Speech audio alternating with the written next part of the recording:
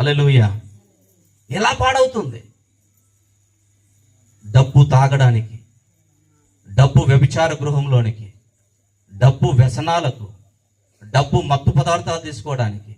ఆ డబ్బు ఆ యవ్వనుణ్ణి మత్తు పదార్థాల వైపు తీసుకెళ్ళింది. ఆ డబ్బు యవ్వనుణ్ణి వ్యభిచారుల దగ్గర తీసుకెళ్ళింది. ఆ డబ్బు జూదం ఆడడానికి తీసుకెళ్ళింది. ఆ డబ్బు బెట్టింగ్లు ఆడడానికి తీసుకెళ్ళింది. ఆ డబ్బు అమ్మాయిల వైపు తీసుకెళ్ళింది. ఆ డబ్బు రోడంతా తిప్పింది.